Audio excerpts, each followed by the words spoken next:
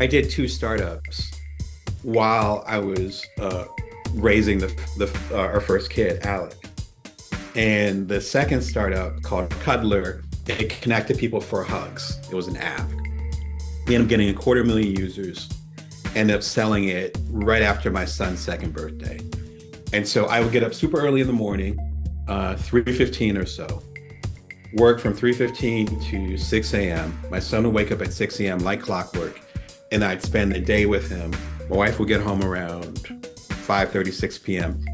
We'd barely get through dinner, as you can imagine.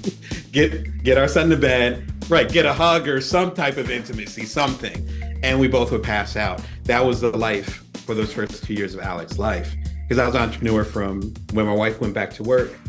So again, that was when he was 4 months to when I sold the second app, when he just turned 2. And my father-in-law ran it was when FaceTime started. So it's a while ago. Yeah. So FaceTime was started, or at least the grandparents were getting on there. And I remember my father-in-law FaceTiming, and I went to hand it to my wife. And he's like, "No, I want to talk to you." And I was like, "Okay." I'm like, "Okay, when your father-in-law wants to talk to you." And he's like, "Yeah, like she showed me that you sold your business." And I was on one of the newspapers, whatever, and it was a picture of me with Alec, my first. And he's like, "You were able to do that at the same time." And I was like, "Yeah, that's what I've been doing." And he's like, "That is amazing." And that's something. Now it made sense to him. Suddenly, but he didn't have the tools to say, "Oh, well, Damon stays up late at night, and whenever I'm around, he's just at home, and he's sitting in front of his computer, and he's on his phone, and he's playing with the kids, and my daughter is like a pediatrician, and she's over there kicking butt. Like, what? Why did you marry this guy? What is this guy doing?" Right? And you're I don't blame him. this... I'm like, okay, if I didn't have the tools and the context, I used to live in Silicon Valley, so I know my vision. I know what the possibilities are. He didn't.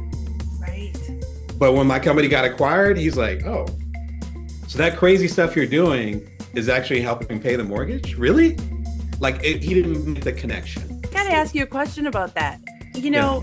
As I was preparing to talk to you today, it occurs to me, for one, you have been on the edge of technology and culture for a long time. You wrote a book about porn and pong and its influence on society. When was that, Damon?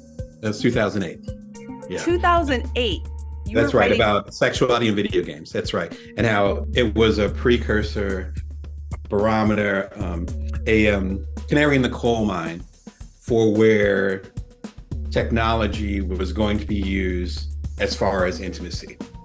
And of course, now 15 years later, wow, it's 15 years. That's crazy. 15 years this year, then we see AI, we see all these kinds of things. We see the intimacy that's occurring on YouTube and other things that we're trying to make sure our kids don't see too much of it. Because I was a researcher in technology and intimacy as a journalist for the New York Post and Playboy and all those things, I saw what was coming. And so the book did not do really well. You were ahead of your time, maybe. Exactly. It was one of those things where everybody that bought it, loved it. And my claim to fame was that it was the most stolen book from the Stanford Library. Oh my gosh. Because remember, I was in Silicon Valley when it came out. And they were like, "No, this is a big deal." I'm like, "Oh, okay."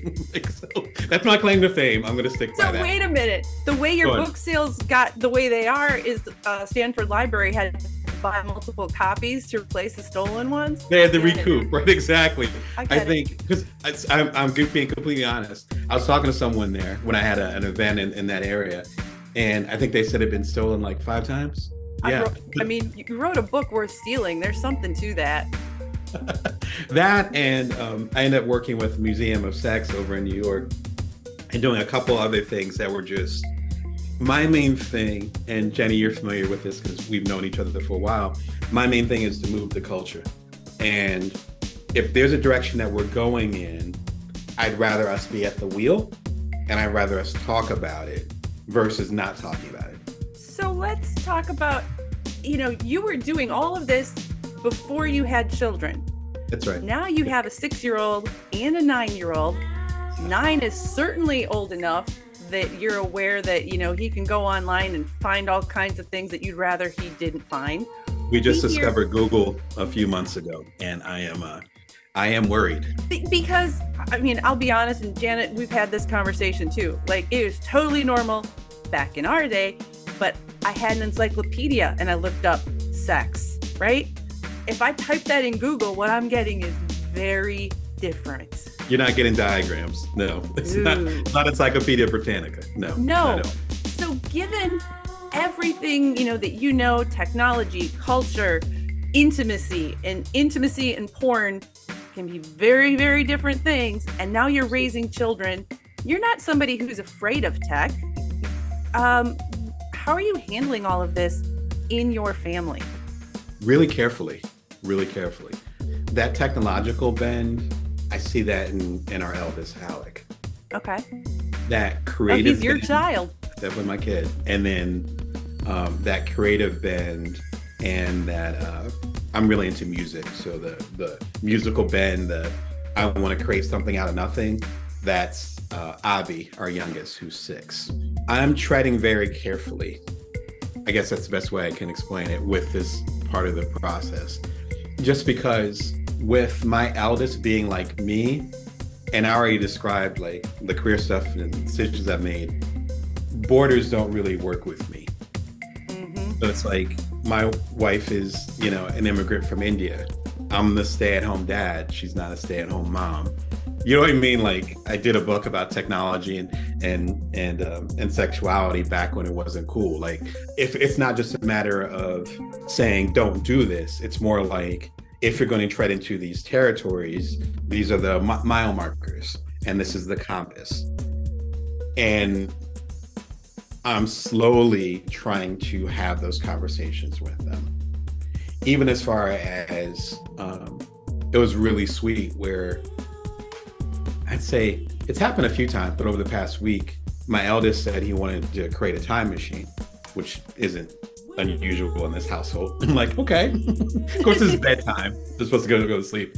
Of course it's bedtime. You know the deal. And it's like, okay, now you want to turn into Isaac Asimov, right after the sleep. I was like, well, okay, there's a couple of limitations to that. There's a guy named Einstein that talked about that. I was like, why do you want that though? And he's like, well, so you guys never get old, and so we can always be right. So I couldn't even get mad. I'm like, oh, okay, but you know me well enough. I'm like, well, life is defined by death, so we're not always going to be around.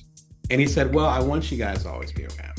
And I was like, yeah, but you're not always going to be around, right? And I was like, there's going to be a certain point where ideally you're going to be our age, and we'll be the age of the grandparents. Like, just trying to give them that context to say, like, sex, life, death, even as far as like, I lost my last grandparent a few months ago.